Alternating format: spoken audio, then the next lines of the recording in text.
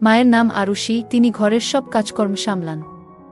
আমরা একটি ছোট্ট গ্রামে থাকি, তবে মা বাবা দুজনেই শিক্ষিত, তাই আমাদের বাড়ির পরিবেশটা একটু আলাদা।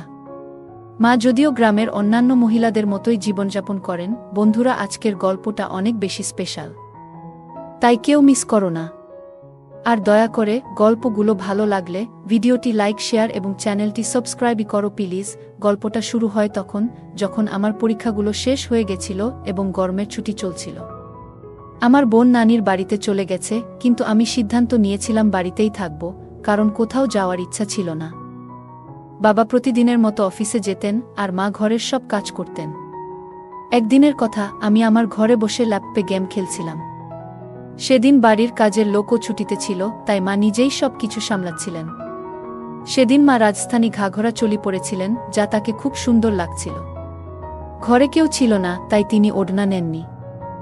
মা প্রথমে রান্নাঘরের কাজ করছিলেন, তারপর আমার ঘরে এলেন হাতে একটি ঝাড়ু নিয়ে। আমি তখন বিছানায় বসে গেম খেলায় ব্যস্ত ছিলাম। মা যখন ঘরে ঢুকলেন, আমার মনোযোগ তার দিকে চলে গেল। আমি দেখলাম মা কতটা মনোযোগ দিয়ে ঘর পরিষ্কার করছেন, তার কপালে ঘামের বিন্দুগুলো চকচক করছিল, কিন্তু তিনি কোনো অভিযোগ করলেন না।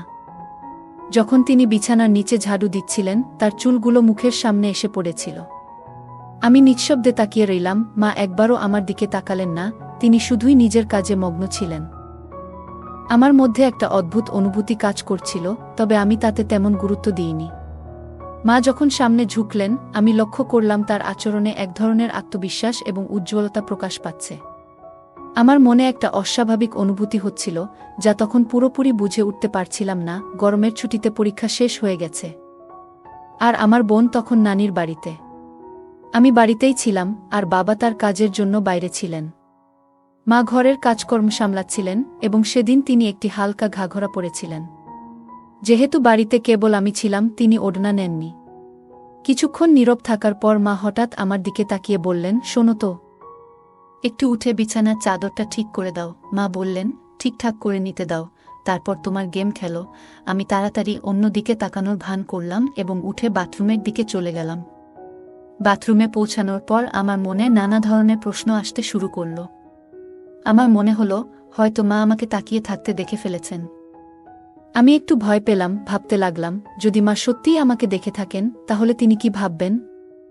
আমি বিভ্রান্ত ছিলাম, বুঝতে পারছিলাম না যে আমার যা অনুভব হচ্ছে তা ঠিক না ভুল। কিছুক্ষণ বাথরুমে ভাবার পর আমি আবার ঘরে ফিরে এলাম, কিন্তু এখন আর মোবাইলে গেমে মন বসাতে পারছিলাম না। মনের মধ্যে অদ্ভুত সব চিন্তা ঘুরপাক খাচ্ছিল। মা তখন বিছানার চাদর ঠিক করে রান্নাঘরে চলে গেলেন। আমি ভাবলাম হয়তো মা কিছু বুঝতে পারেননি, কিন্তু আমার হৃদস্পন্দন তখনও জোরে চলছিল। আমি ল্যাপটপ বন্ধ করে মোবাইল নিয়ে টাইম পাস করার চেষ্টা করতে লাগলাম, কিন্তু মন তখনও অস্থির ছিল। একদিন হঠাৎ আমার মোবাইলে একটি নোটিফিকেশন এলো, এবং আমি সেটি খুলে দেখলাম। সেখানে বিভিন্ন ধরনের গল্পের তালিকা ছিল, যার মধ্যে একটি গল্প মা ও ছেলের সম্পর্কের ভিত্তিতে লেখা। কৌতূহলবশত আমি সেই গল্পটি পড়তে শুরু করলাম, যেখানে একটি ছেলে তার মায়ের সাথে কিছু সুন্দর সময় কাটানোর অভিজ্ঞতা শেয়ার করছে। গল্পটি পড়ার পর আমার মনেও কিছু চিন্তা আসতে শুরু করল। আমি ভাবলাম, কেন না আমিও মায়ের জন্য কিছু বিশেষ কিছু করার চেষ্টা করি। কিছুক্ষণ পরে আমি বাথরুমের দিকে চলে গেলাম। কিছুক্ষণ পর আমি বাথরুম থেকে বেরিয়ে এলাম। কেন যেন একটু অদ্ভুত লাগছিল, কিন্তু সেটা বুঝতে পারছিলাম না। বাইরে এসে দেখি মা রান্নাঘরে দাঁড়িয়ে রান্না করছেন। আমি ধীরে ধীরে ফ্রিজ থেকে পানির বোতল বের করতে করতে মাকে দেখছিলাম। তিনি রান্নায় পুরোপুরি মনোযোগ দিয়েছিলেন এবং পেছন ঘুরে দাঁড়িয়েছিলেন, তাই আমার দিকে খেয়াল করেননি। তার মুখে সেদিন কিছুটা ক্লান্তির ছাপ ছিল, তবে সেই ক্লান্তির ভেতরেও এক ধরনের প্রশান্তি ফুটে উঠছিল। দেখে মনে হচ্ছিল তিনি কাজটা আন্তরিকভাবে করছেন। হঠাৎ মা পেছন ফিরে আমার দিকে তাকিয়ে বললেন, কি রে আরিয়ান, কি হলো? কি দেখছিস? আমি একটু হতবাক হয়ে গেলাম, কিন্তু পরিস্থিতি সামলে নিয়ে বললাম, কিছু না মা, আমি শুধু দেখছিলাম তুমি কত পরিশ্রম করো, সকাল থেকে রাত পর্যন্ত কষ্ট করছো। এটা শুনে মা খুব খুশি হলেন, তার চোখে আনন্দের ঝিলিক ফুটে উঠল। তিনি বললেন, হ্যাঁ বাবা, এসব তো করতে হয়, কিন্তু তোর মতো ছেলে থাকলে সব কাজ সহজ মনে হয়। তারপর মা মুচকি হেসে বললেন, কিছু বছরের মধ্যেই তোর বউ আসবে আমার কাজে সাহায্য করতে। মা এটা বলতেই হাসতে শুরু করলেন, আর তার হাসি আমার মনটা ভরে দিল। এতটুকু বলেই আমি আবার নিজের কাজে মন দিলাম। আমি তখন নিজের বেডরুমে চলে গেলাম, আর মাথায় নানা রকম চিন্তা ঘুরতে লাগলো। ভাবছিলাম মা কি বুঝতে পেরেছিলেন যে আমি তাকে দেখছিলাম আর কি ভাবছিলাম। এমন ভাবতে ভাবতে কয়েকটা দিন কেটে গেল, আর আমি উপলব্ধি করলাম যে শুধু তাকিয়ে থাকা যথেষ্ট নয়, কিছু পরিকল্পনা করতে হবে। এই ভাবনাগুলোর মধ্যে দিয়েই সন্ধ্যা হয়ে গেল, আর বাবা অফিস থেকে ফিরে বললেন যে কাজের জন্য তাকে 10 দিনের জন্য বিদেশ যেতে হবে। এটা শুনে আমার মনে ভীষণ আনন্দ হল, যদিও বাইরের দিকে শুধু মাথা নেড়ে সম্মতি জানালাম। 3 দিন পর বাবার যাত্রা ছিল, আর আমি ঠিক করেছিলাম যে এই 10 দিনের মধ্যেই যা করার করতে হবে, কারণ পরে হয়তো এমন সুযোগ আর আসবে না। এরপর পরের দিন ছিল মঙ্গলবার। বাবা বিদেশ যাওয়ার জন্য প্রস্তুতি নিচ্ছিলেন, তাই কিছু কেনাকাটা করতে হবে। মা আর বাবা শপিংয়ের জন্য বেরোনোর সময় আমাকে জিজ্ঞেস করলেন, তুই আসবি? আমি না বলে বললাম, তোমরা যাও, আমি মোবাইলে গেম খেলবো বাসায় থেকে। তারা বেরিয়ে যাওয়ার পর আমি দরজা বন্ধ করে দিলাম আর সরাসরি তাদের বেডরুমে গেলাম। বেডরুমে গিয়ে আমি আলমারি খুলে কিছু খুঁজতে লাগলাম, যদি কোনো ভালো আইডিয়া পাওয়া যায়। খুঁজতে খুঁজতে হঠাৎই আমার চোখে মায়ের লিপস্টিক আর বডি স্প্রে পড়ল। আর একটু খুঁজতেই মায়ের কিছু পোশাক দেখতে পেলাম। তাদের মধ্যে একটা লাল রঙের 1 পিস ড্রেস পেলাম, যেটা দেখে আমি ভাবতে লাগলাম, মা এই পোশাকটা পরে কতটা সুন্দর লাগবে। আমি তখন লাল রঙের 1 পিসটি হাতে নিয়ে ভাবতে লাগলাম, মা এই পোশাকে কেমন লাগবে। কিছুক্ষণ এমন ভাবতে ভাবতে আমি আলমারির সমস্ত কাপড় গুছিয়ে রাখলাম। তবে বেডরুমে মায়ের ছবিটা দেখে আবারও এক ধরনের অদ্ভুত অনুভূতি হতে লাগল। তখন আমি মনে মনে সিদ্ধান্ত নিলাম যে শুধু ভাবার মধ্যে আটকে থাকলে চলবে না, কিছু একটা করতেই হবে। এরপর আমি সবকিছু গুছিয়ে রেখে হলঘরে এসে টিভি দেখতে লাগলাম। ঠিক তখনই মা বাবা শপিং শেষে বাড়ি ফিরে এলেন এবং বসে পড়লেন। এইভাবেই সেদিনটা কেটে গেল। পরের দিন সকালে বাবা বিদেশ যাওয়ার প্রস্তুতি নিচ্ছিলেন, তাই মা তাড়াতাড়ি উঠে ঘরের সবকিছু গুছিয়ে নিলেন এবং বাবাকে নাস্তা করিয়ে ঘরের বাকি কাজগুলো করতে লাগলেন। সকাল 8টায় বাবা আমাদের বিদায় জানিয়ে বেরিয়ে গেলেন, আর মা ঘরের কাজে ব্যস্ত হয়ে পড়লেন। বাবার কাজে বাইরে যাওয়া আমাদের জন্য কোনো নতুন ঘটনা ছিল না, তাই আমরা সহজেই মানিয়ে নিলাম।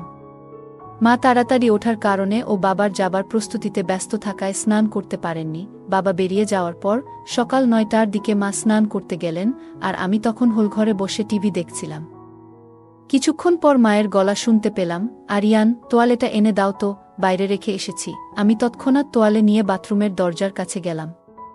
মা দরজাটা একটু ফাঁক করে হাত বাড়ালেন তোয়ালে নেওয়ার জন্য। আমি দেখতে পেলাম মায়ের চুল ভিজে গেছে আর তার হাত থেকে পানি পড়ছিল, যা দেখে এক মুহূর্তের জন্য আমি স্থির হয়ে গেলাম। মাকে তখন সত্যিই সুন্দর লাগছিল যখন তিনি হাত বাড়িয়ে তোয়ালেটা নিলেন। তিনি একটু পাশে সরে দাঁড়িয়েছিলেন, ফলে তার শরীরের কিছু অংশে পানি পড়ছিল, যা সূর্যের আলো ঝলমল করছিল। ওই মুহূর্তটি খুব সাধারণ ছিল, তবুও আমি সেখানে একটু থমকে গেলাম। কিন্তু আমি নিজেকে সামলে নিলাম। বাবা তখন বাড়িতে ছিলেন না, তবে আমি কোনো ধরনের ভুল বোঝাবুঝি না করার জন্য নিজেকে সংযত করে আবার হলঘরে ফিরে এলাম এবং টিভি দেখতে শুরু করলাম। কিছুক্ষণ পর মা তোয়ালে পেঁচিয়ে হলঘরে এলেন এবং টিভির পাশে রাখা আয়নার সামনে দাঁড়িয়ে হেয়ার ড্রায়ার দিয়ে চুল শুকাতে শুরু করলেন।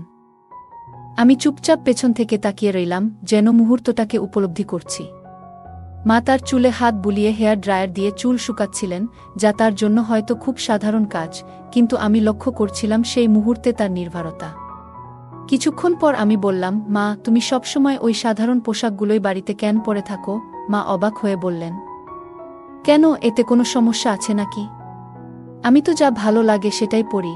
আমি মৃদু হেসে বললাম, না মা, শুধু কাল যখন তুমি জিন্স আর টপ পরেছিলে তখন তোমাকে বেশ ভালো লাগছিল, তাই বললাম। মা হেসে বললেন, আরে বোকা, বাড়িতে কে আর জিন্স আর টপ পরে থাকে?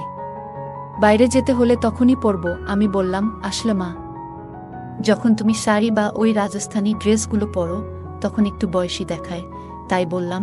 মা আবার হেসে বললেন, জানিস রে, এখন আর এই সব ভাবার দরকার নেই। যার সঙ্গে প্রেম করেছিলাম তার সঙ্গেই তো বিয়ে করেছি। আর তোর মতো একটা আলসে ছেলে আর পায়েল মতো সুন্দর মেয়ে আছে, আর কি বা চাই? মা এতটুকু বলে জোরে হেসে বেডরুমে চলে গেলেন কাপড় পরিবর্তন করতে। আমি মায়ের হাসি দেখে নিজেও হেসে ফেললাম এবং টিভি দেখতে লাগলাম। কিছুক্ষণ পর মা যখন নতুন পোশাক পরে বাইরে এলেন তখন আমার মন ভালোও লাগলো আর একটু রাগও হলো, কারণ মা আমার কথাটা ধরে ফেলেছিলেন। আমি মনে মনে একটু বিরক্ত ছিলাম, কারণ মা আবার পুরোপুরি ঢেকে ফেলেছিলেন নিজেকে। মা হলঘরে এসে বললেন, এখন কেমন লাগছে আমাকে? আমি অবাক হয়ে বললাম, এখন তো তুমি ঠিক আমার বয়সী মেয়ের মতোই লাগছো। মা হাসতে হাসতে বললেন, আরে পাগল, তোর আর আমার মধ্যে 20 বছরের পার্থক্য, আমি কিভাবে তোর বয়সের হতে পারি?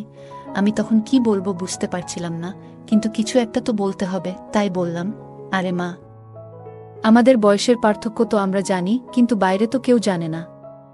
যদি আমরা একসঙ্গে বাইরে ঘুরতে যাই তাহলে সবাই ভাববে যে আমরা গার্লফ্রেন্ড বয়ফ্রেন্ড। এতটুকু বলে আমি ইচ্ছে করে থেমে গেলাম মায়ের প্রতিক্রিয়া দেখতে। মা তখন উৎসুক হয়ে বললেন, আচ্ছা আরও বল না রে, তোর মুখে শুনতে চাই। আমি হেসে বললাম, না মা, তুমি রেগে যাবে তাই আর কিছু বলছি না। মা বললেন, আমি কখনো তোর ওপর রেগে গেছি কি? আমি জানি তো, আমার ছেলে কখনো ভুল কিছু করে না, তাই আমি কেন রাগ করব? এবার তাড়াতাড়ি বলো, তুই কি বলতে চাস? তখন আমি বললাম, যদি আমরা বাইরে কোথাও একসঙ্গে ঘুরি তাহলে সবাই আমাদের গার্লফ্রেন্ড বয়ফ্রেন্ড ভাববে, কিন্তু তোমার গলায় যখন মঙ্গলসূত্র থাকবে তখন তারা আমাদের স্বামী স্ত্রীও মনে করতে পারে। এই কথা শুনে মা হেসে উঠলেন জোরে জোরে। তারপর মা হাসতে হাসতে আমার দিকে তাকিয়ে বললেন, তুই তো পুরো দুষ্টু হয়ে গেছিস। মা বললেন, এত ছোট একটা ব্যাপারে কেন আমি রেগে যাব? তারপর মা আবার হেসে উঠলেন। তখন আমি বললাম, মা এত হাসো না। কিন্তু মা আমাকে আরও বেশি চটানোর জন্য আবার হাসতে শুরু করলেন।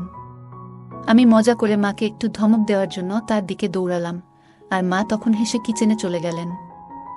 আমি আবার হল ঘরে বসে ভাবতে লাগলাম যে ঠিক আছে, শুরু তো হলো, কিন্তু এখনও অনেক কাজ বাকি। মা খুবই সংস্কারী মানুষ, আর আমি কখনো তাকে এমনভাবে অনুভব করিনি যে তাকে এ ধরনের কোনো কিছুর অভাব অনুভব করতে হয়েছে। মা আর বাবার প্রেমের বিয়ে হওয়ার কারণে তারা নিজেরাই অনেক সুখী, কিন্তু আমার নিজের একটা প্রয়োজন ছিল। এরপর কিছুক্ষণ পর আমি আবার মায়ের কাছে গেলাম। মা তখন রান্নাঘরে কাজ করছিলেন। আমি গিয়ে বললাম, মা, তোমার কি প্রতিদিন এইসব কাজ করতে করতে বোরিং লাগে না? মা হেসে বললেন, না রে বাবা, যখন আমাদের কাজের বুয়া আসে তখন আমি আরাম পাই। তখন আমি বললাম, মা, এখন তো আমার ছুটির দিন চলছে, আর আমি খুবই বোরিং ফিল করছি। মা মুচকি হেসে বললেন, তাহলে কি করা যায় বল দেখি? কোথাও বেড়াতে যাব আমরা দুজন? আমি বললাম, হ্যাঁ মা, অবশ্যই যাব। তবে বাবা বাড়ি ফিরলে তখনই যাওয়া হবে। মা বলল, তুমি এখন কি করবে? আমি বললাম, আমার একটা মজার খেলা জানা আছে, যদি তোমার আপত্তি না থাকে তাহলে খেলতে পারি। মা বলল, ল্যাপটপে গেমস খেলার কোনো আগ্রহ নেই আমার। অন্য কিছু বলো। আমি হেসে বললাম, না মা, ল্যাপটপে না। তখন মা বলল, ও আচ্ছা, ঠিক আছে, কোনো খেলা? আমি বললাম, ট্রুথ অর ডেয়ার। মা হেসে বলল, ঠিক আছে, কিন্তু আগে আমার ঘরের কাজগুলো শেষ করতে দাও, তারপর খেলবো। আমি বললাম, ঠিক আছে, তুমি কাজ শেষ করো, আমি একটু রুমে গিয়ে অপেক্ষা করছি। কাজ হয়ে গেলে আমাকে ডেকে নিও। এ কথা বলে আমি তাকে হাসি মুখে বিদায় জানালাম এবং রুমের দিকে পা বাড়ালাম। রুমে গিয়ে আমি ভাবতে লাগলাম। কিছুক্ষণ পর মা এসে আমার সামনে বসল এবং বলল, তাহলে কিভাবে খেলাটা শুরু করব? আমি হেসে বললাম, তোমার পছন্দ, ট্রুথ নাকি ডেয়ার? সে চিন্তা ভাবনা করে বলল, ট্রুথ। তারপর আমি মায়ের দিকে তাকিয়ে মজার একটা প্রশ্ন করলাম। আমি মাকে জিজ্ঞাসা করলাম, বিয়ে আগে কি আপনার কোনো বিশেষ বন্ধু ছিল? আমার প্রশ্ন শুনে মা একটু অবাক হয়ে বলল, এ কেমন প্রশ্ন করলে আরিয়ান? আমি হাসতে হাসতে বললাম, এটাই আমার প্রশ্ন মা। আপনি তো ট্রুথ বেছে নিয়েছেন, তাই উত্তর দিতে হবে। মা একটু হেসে বলল, হ্যাঁ ছিল, আর সে তোমার বাবা ছাড়া আর কেউ না। এরপর আমি বললাম, ঠিক আছে মা, এবার আপনি আমাকে প্রশ্ন করুন, আমি ট্রুথ নেব। মা কিছুক্ষণ ভাবল, তারপর বলল, তোমার কি কোনো বান্ধবী আছে? আমি একটু হাসি দিয়ে বললাম, হ্যাঁ আছে। সে তো আমার সামনে বসে আছে। আমার কথায় মা একটু বিরক্ত হয়ে বলল, এই ধরনের কথা বলাটা ঠিক না। আমি তোমার মা। মায়ের প্রতিক্রিয়া দেখে আমার আত্মবিশ্বাস কিছুটা কমে গেল, কারণ মা সবসময় সিরিয়াস হয়ে থাকে। আমি মজা করে বললাম, তুমি কেন সবসময় এত সিরিয়াস হয়ে যাও?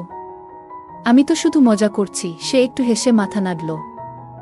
এরপর আমি আবার জিজ্ঞেস করলাম, তাহলে এবার বলো, ট্রুথ নাকি ডেয়ার? সে কিছুক্ষণ ভেবে বলল, ট্রুথ। আমি জিজ্ঞেস করলাম, তোমার জীবনে এমন কোনো স্মৃতি আছে যা তোমার কাছে খুব মজার?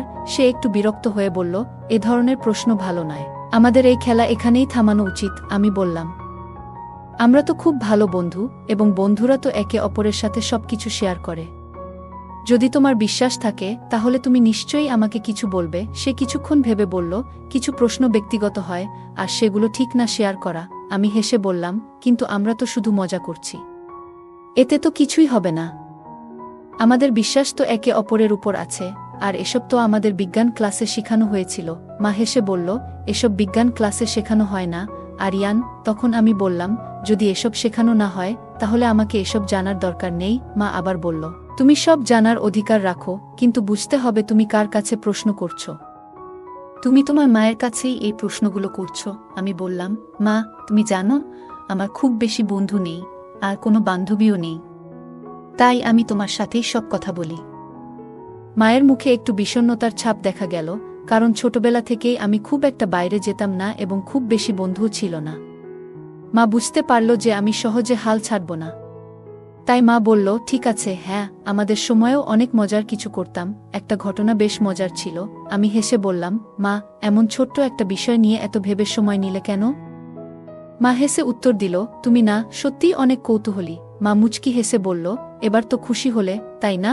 তারপর মা আবার বলল, এবার তুমি বলো, ট্রুথ নাকি ডেয়ার? আমি বললাম, ডেয়ার নেব।